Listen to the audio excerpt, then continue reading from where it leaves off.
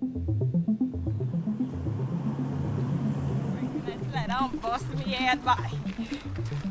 a fish! If all goes to plan, Guyana is about to get rich. In 2015, ExxonMobil made one of the biggest oil strikes of the past 50 years in the waters off the coast of Guyana. Already the economy is twice as big as it was before the strike, and Guyana is on track to become one of the Western Hemisphere's richest countries. But Guyana is also a country of deep, deep social fractures. It has the world's 20th highest homicide rate, almost 3 times the global average. So how did this tiny paradise get this way? Like so many countries in the New World, the answer originates in its colonial experience. But compared to Brazil or Colombia or El Salvador, the story of Guyana is a little different. It's very different. This video is about how the European empires smashed together the people of 3 different continents to create this little colony of sugar.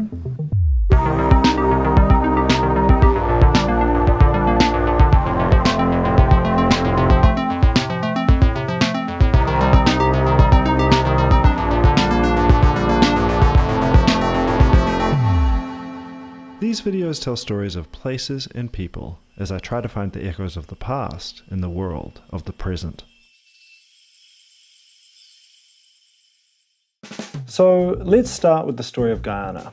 I've touched on the broader colonial history of the region in the previous video, but to recap, Christopher Columbus stopped by in 1498, then Sir Walter Raleigh charged through here searching for El Dorado almost 100 years later. Though Spain claimed it due to the Treaty of Tordesillas, in which the Pope split the world between Spain and Portugal, it was the French, Dutch and English who were the real engines of European colonization in the Guyanas. The land, which is the 3 modern Guyanas, was sliced and diced and traded back and forth for centuries between France, Britain and the Netherlands, all the while being attacked by the Spanish and Portuguese, who still claimed it. This all came to an end with the Convention of London in 1814, which gave Britain what was then British Guiana, the Dutch what was then Dutch Guiana, but is now Suriname, and the French Guiana, or Guyana. While it was under Dutch control, Guyana was run by the Dutch West India Company, a private corporation for over 170 years, although it was operated as 3 separate colonies, Essequibo, Berbice and Demerara,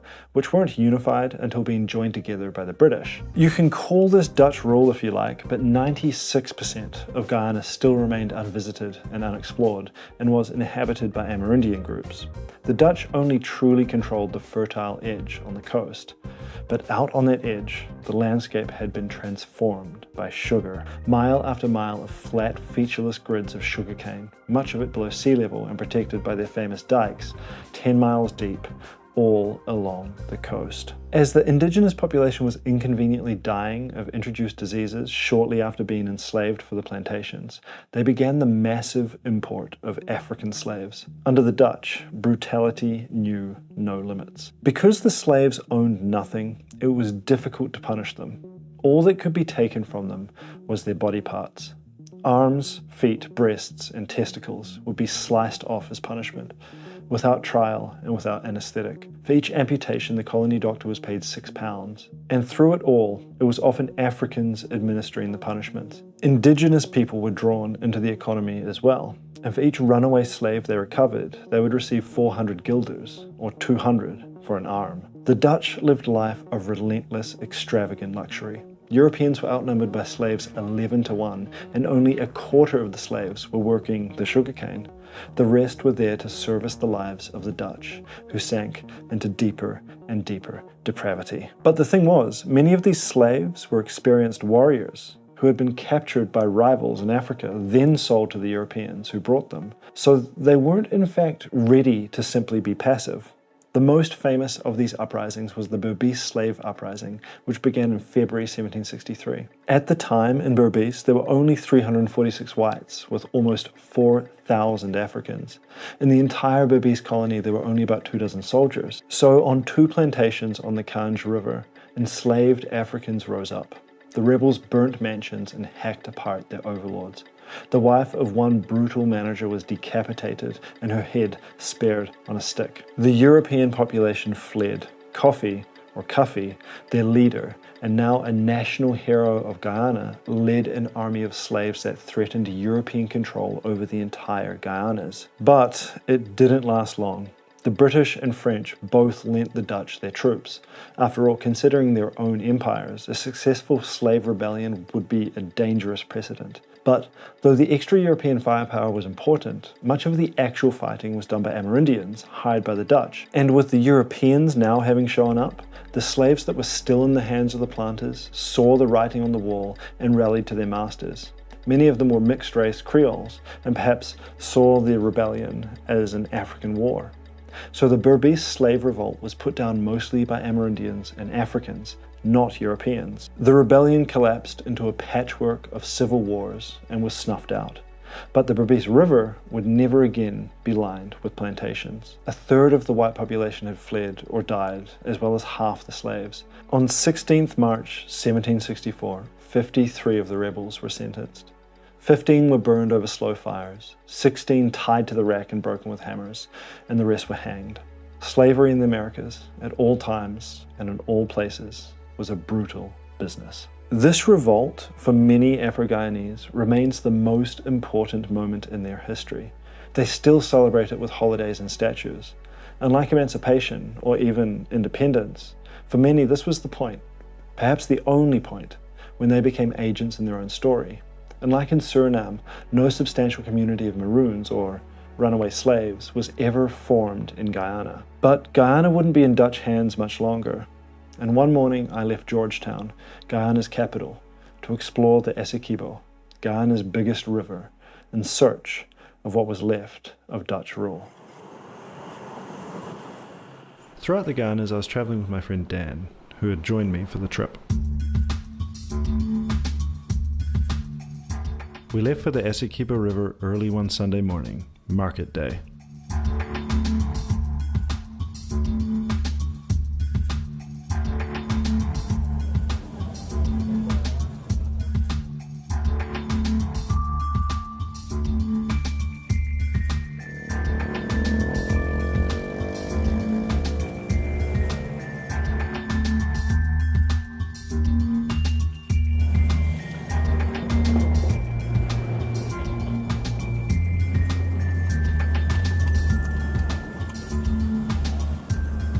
We went along the coast, past towns called Rotterdam, Marion Harlem, and Waller's Delight.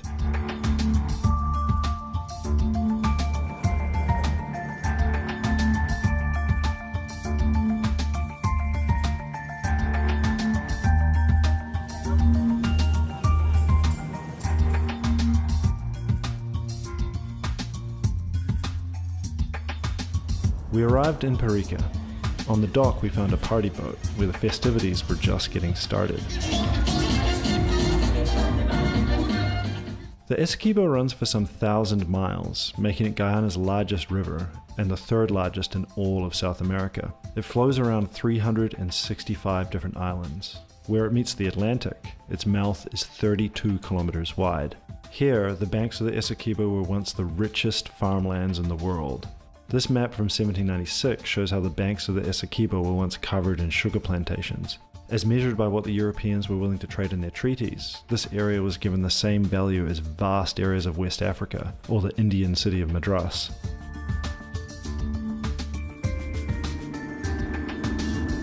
It wasn't long before we got ourselves a ride, heading upriver to Bartica.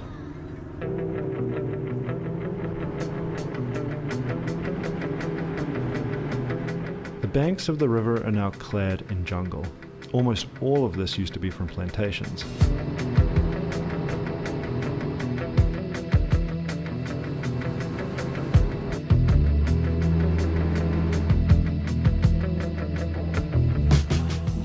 Bartica is a gold mining town, sitting between the Essequibo and the Mazaruni.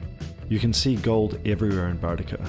It is, surprisingly, the largest town in the Guyanese interior. Most of the miners, I've read, are Brazilians. There's a shadow economy here as well, and I've read that plenty of the gold sneaks out through back channels, passing cocaine on its way out.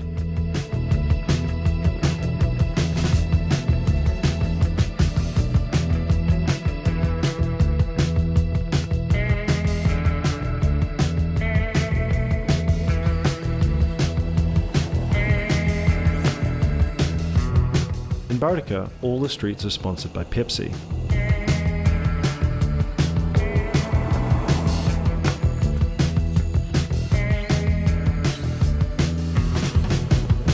It's hard to really wrap your mind around the fact that this isn't a muddy lake, it's a river.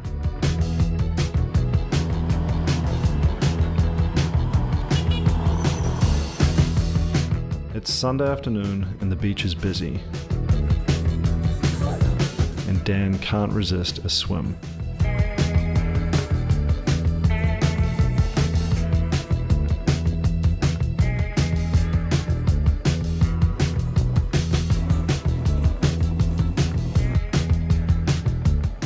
Antarctica is a quiet town, and on a Sunday night almost everything was closed. We found a Chinese place and got a vegetable chow mein each for about $4.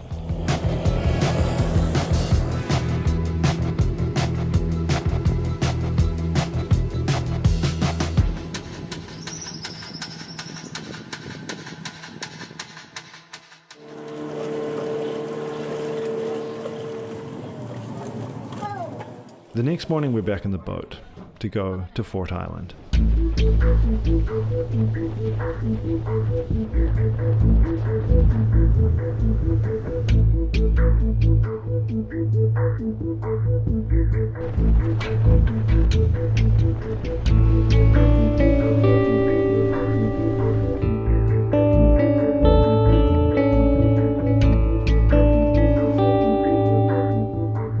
Fort Island was once the capital of the Dutch colonies of Essequibo and Demerara. It protected Dutch interests against European rivals. The center of this was Fort Zeelandia, built, of course, by African slaves. The shape of the fort, like a lozenge, is modeled on similar West African forts from the same period.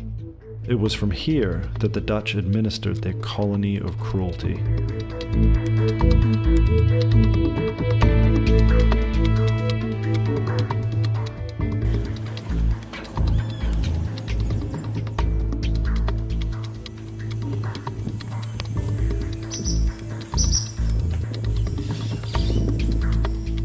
After checking out the fort, it started to rain. A man invited us to shelter under his roof, and when the rain stopped, he showed us around his garden.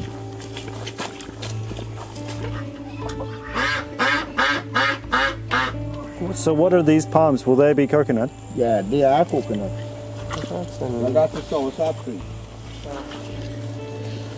Sweet corn. Next week I get corn. Oh, it'll come next week. Cool. Apple. Yeah, you eat it all. Never eaten anything like that before. Well, It grows also wild? yeah, no, it's not wild really. We planted it. Interesting. So you guys could like take how much you want, you know. One, right? Yeah. Listen to me, take it, man. Fruits, goodbye. Fruits. Yeah, thank you so much. That's really nice. You're welcome. Anytime you come back, Guyana, you want. Now only about 70 people live on the island, down from some 200. There's a small museum on the island, and set in cold metal on the floor, an insignia that perhaps accurately commemorates Dutch rule in Guyana.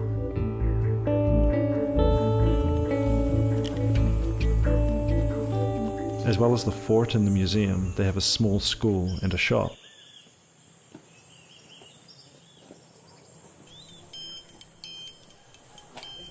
The lady in the shop offered us a ride back to Parika.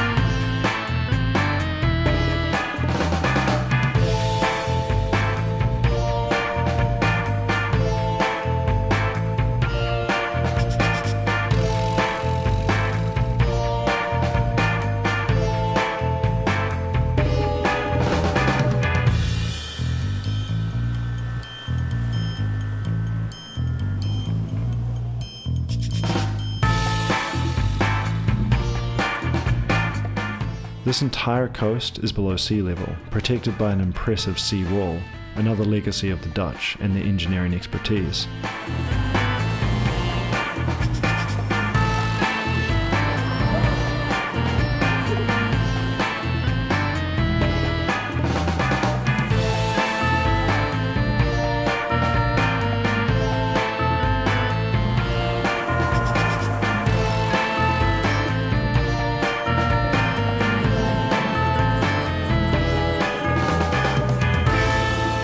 From the playground, we headed back to Georgetown for a dinner of Creole food, Indian curry, flavors filtered through generations spent on the edge of South America. Meanwhile, back in Bartica, the light is fading over the river. This little gold mining town in the interior was the scene of an event that is sadly representative of the crime and social fracture that is all too common in Guyana today, another part of the legacy of the violence of colonialism. On the night of February 17, 2008, some 20 masked camouflaged gunmen, led by a man named Rondell Feynman Rawlins, arrived on speedboats and landed at the Transport and Harbours Wharf. They attacked the police station first, stealing guns, cash, ammunition, and a vehicle. They then rode around Bartica, shooting at civilians, and attacking the offices of a mining company, stealing more cash and gold. At the wharf, ready to depart, they executed 6 more. After the hour-long rampage, 12 people were dead. The whole thing is shady. A few weeks earlier, the gang had murdered another dozen people in just 20 minutes in the village of Lusignan. Once again, the police were slow to respond. Rawlins, who was already wanted for the assassination of the agriculture minister in 2006, was later killed by the Guyanese security forces.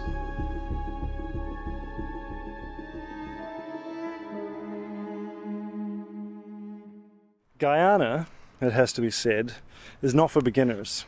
Anyone that has spent any time in Georgetown can tell you that and can feel that. We haven't finished the story about how Guyana became the way that it is. And the last piece of the demographic puzzle was yet to fall into place.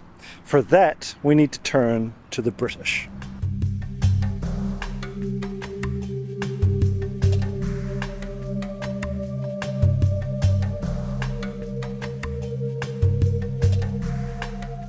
So the next phase in Guyana's history starts with the French Revolution and the ensuing Napoleonic Wars. France occupied the Netherlands, Britain declared war on France, and in 1796 took over these 3 little sugary colonies on the South American coast. Guyana was briefly returned to the Dutch, but when war broke out once again, the British regained them. And in 1814, at the London Convention, Demerara, Essequibo, and Berbice were all formally ceded to Britain. In 1831, Britain united them into what was then called British Guiana, and those, more or less, are the borders we have today. Economically, not a huge amount changed. Political, economic, and social life continued to be dominated by the plantocracy. Below them was a small number of freed slaves, many of mixed African and European heritage, with some Portuguese merchants. At the bottom, of course, was the great mass of African slaves. On the periphery of all this were the Amerindians, living in small concentrations in the interior. Though the slave trade was abolished in the British Empire in 1807, that was just the transportation part, and in Guyana, slavery ground on, evolving in increasingly perverse ways. Some slaves even had their own slaves. With no more slaves able to be imported, in Guyana they were encouraged to breed. One of the agricultural societies in Starbrook offered a medal to the planter who raised the greatest number of baby slaves. In other words, it was the farming of human beings. There was another rebellion in 1823 in which over 10,000 slaves rose up in the Demerara and Essequibo regions. Hundreds were executed and their heads stuck on poles to be displayed in the gardens. And yet 15 years later, in 1838, they were all free. What followed emancipation was an immediate exodus from the plantations as the former slaves moved to the towns and villages. Though some former slaves pooled their resources, purchased plantations, and created new communities, they mainly left the land. To this day, urban Guyana is largely dominated by Afro-Guyanese. So now, with an acute shortage of labor, the ethnic composition of the colony would change once again. The British authorities turned to elsewhere in the empire, and nowhere had a surplus of of people, quite like India. They were coming not as slaves but as indentured workers, signing contracts to work for a period of time in return for their transport and the provision of food, shelter, and basic necessities. In theory, at the end of their contract, they would return to India with savings from their work. In practice, however, workers often received little or no pay and worked long hours in difficult conditions. The coolies, as they became known, weren't much better off than the Africans before. They were confined to their plantations and without knowing it had signed up to being fined and flogged. It didn't take long before they were revolting as well. In the 100 years until 1950, there were at least 16 major revolts. It has to be said, though, that unlike the Africans, they weren't stripped of their names, their languages, or their religions. However, just like the Africans, most never ended up making it home. Between 1838 and 1917, when a shortage of wartime shipping and opposition inside India brought the traffic to an end, almost 250,000 Indians arrived in Guyana. Now, Indo-Guyanese are the single largest ethnic group in the country. Nearly 40% of the population today descends from people brought here from India. Meanwhile, changes were afoot. The planters were beginning to lose their hold on the colony. A new Afro-Guyanese middle class had started to build up and was demanding changes. In 1909, Afro-Guyanese became for the first time a majority of eligible voters. This wasn't a full democracy, of course, but it was a start. Guyana's economy had also gradually become less dependent on sugar and more on rice and bauxite, creating new power centers aside from the planters. By the end of World War II, Guyana's political system had expanded political awareness. Independence was on the horizon. This is when the structure of Guyana's politics that would determine its modern history was formed around two political parties and two peculiar characters. The first was the People's Progressive Party, or PPP, founded in 1950. It started as a multi-ethnic, centre-left party with support from both Afro-Guyanese and Indo-Guyanese. The party chairman was an Afro-Guyanese called Lyndon Forbes Burnham. He had won a scholarship to study in Britain as British Guyana's brightest student, getting a law degree from the London School of Economics. The PPP's leader in Parliament was called Chedi Jagan. His parents were born in India, and he had studied to be a dentist in the United States, where he met Janet Rosenberg, a Jewish-American communist who became his wife. She's going to pop up a little later in the story, so remember the name. These two brilliant men, Burnham and Jagan, would shape independent Guyana. So the PPP gained momentum, uniting both African and Indian voters and sweeping elections. But the British, who still controlled the colony, were worried about their anti-capitalist message, as were the colony's business interests. Soon Burnham and Jagan began to struggle for power within the party, and support for each of them quickly began to fall mostly, though at this point still not entirely, along ethnic lines, with Afro-Guyanese supporting Burnham and Indo-Guyanese supporting Jagan. That is when Burnham broke away to form the second of our two important political parties, the People's National Conference, or PNC. The fault line running through Guyanese society was beginning to crack open. Meanwhile, for Guyana, there was no struggle for independence. Britain, reeling from World War II, couldn't wait to get rid of the colony. But in the 1950s, what worried them, and its ally the United States, was communism. Now, crucially, as he broke away, Burnham moved towards the political center, while Jagan stayed on the left. This would change everything. Jagan, leader of the PPP, was now sounding a lot like a communist. Into London Airport comes the man around whom revolves the grave situation in British Guiana. Dr. Chedi Jagan, the deposed Prime Minister of the colony, is here to protest against the government's claim that he and his American-born wife led a plot to make Guiana a communist-controlled state. World attention focuses on Georgetown as the British government takes action to halt the growth of communism in the country. From the headquarters, papers and pamphlets are removed for closer scrutiny by police authorities, and a portrait of Stalin goes with them as evidence. The British government claims that such strict measures have been taken to forestall a threatened red-directed revolt in Guiana. These too, say the Colonial Office, have strengthened their links with Moscow since the doctor came to power, and have used the People's Progressive Party to spread the communist doctrine through the British colony they adopted as their home. So the British suspended the constitution, imposed an interim government, and sent a warship and an army to occupy Guyana. In 2011, Britain's MI5 declassified documents that showed that Prime Minister Winston Churchill had the elected government of Guyana overthrown because he was afraid that Jagan was going to lead the country into alliance with the Soviet Union, even though MI5 also found there was no evidence of them receiving outside support from any communist organization. MI5 tapped Jagan's phone and read his letters. Churchill wrote to his colonial secretary, "We ought surely to get American support in doing all that we can to break the communist teeth in British Guiana." How much of an ideologue Jagan was is debatable. While it was true that he expressed support for Stalin, Mao, and Fidel Castro, Jagan did always say that Marxism would have to be adapted to Guyana's particular situation. Make of that what you will. The British locked up the Jagans, sending Chedi to a penal colony in the interior, and for the next 3 years, Guyana was ruled under emergency powers. But the problem was, Jagan's party wasn't going away.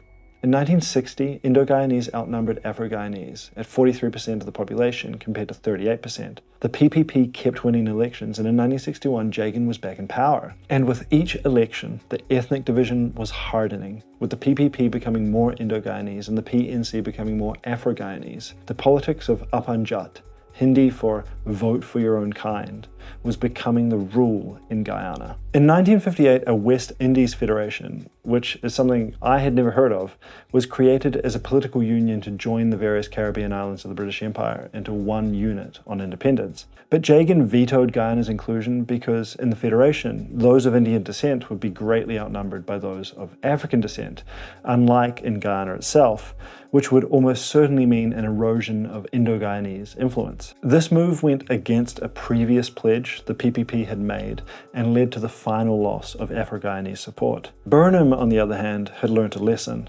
He couldn't win if only supported by lower class and urban Afro-Guyanese. He needed the middle class as well. Socialism wouldn't bind the two groups together, so he chose something else: race. And so, like that, the PNC abandoned their Marxism, or at least for a while. Now the racial tension became strikes, which became riots. The Indo-Guyanese were a majority in the countryside, while the Afro-Guyanese dominated the city. Strikes would paralyze one or the other. Whole neighborhoods of Georgetown were burned.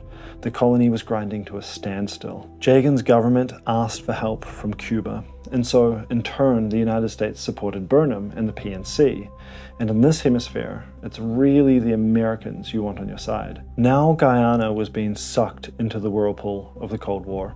As writer John Gimlet put it, British Guiana had become a little sugary pawn in a much bigger game. We now know from declassified documents that the British government allowed CIA agents to use all their methods to make sure that the first leader of independent Guyana would not be Chedi Jagan. So the CIA funded opposition, who organized riots and disturbance. Violence ripped apart the country. There were ambushes and grenades thrown on buses, and several cinemas were blown up. In 1964, 18,000 Afro-Guyanese attacked Wismar, Guyana's second city, with petrol bombs and knives. The entire Indo-Guyanese population of 1,300 was expelled to Georgetown. 8 women were raped on the way. 1 man was decapitated, and another burnt alive. They renamed the town after their leader, Lyndon Forbes Burnham. Violence was ripping apart the country. Thousands of homes were destroyed and hundreds were killed. The British government declared a state of emergency and assumed full powers. But now, the British and Americans had decided that Burnham, while still technically identified as socialist, was preferable to Jagan, and they would help to bring him to power, meaning Afro-Guyanese rule. But with Indo-Guyanese being close to half the population, Jagan was the only plausible head of state of an independent Guyana. Putting their foot on the scale, Britain tweaked the electoral system so that by uniting their Afro-Guyanese voters with the small numbers of Portuguese and Amerindians, the PNC could force the PPP out of power. Now it was the turn of the Indo-Guyanese to fight the injustice. They blew up the US consulate, injuring bystanders who included Miss Guyana, but it didn't change anything, and like this, British Guyana hurtled towards independence. With the Americans receiving assurances from Burnham, Guyana was ready to be freed. The PNC won the elections of 1964 in coalition with the Conservative Party. The Socialist and mainly Afro-Guyanese PNC had joined forces with the Capitalists to force out the Socialist and mainly Indo-Guyanese PPP. Burnham became Prime Minister on December 14th, 1964. He would be there for a while. 2 years later, the British were finally ready to leave, and the colony was renamed Guyana. It was now on its own. As John Gimlett describes it, so began the next 28 years, an African dictatorship in the margins of South America. And it's here the story gets really weird. A socialist dictatorship, a rebellion on the savannah, a mass suicide of an American cult, and finally a flood of sweet, sweet oil. The next video is about independent Guyana. Long time ago in Guyana, when we were young, in Guyana. When the music and dancing stops, the Guyanese will return to the serious job of nation building.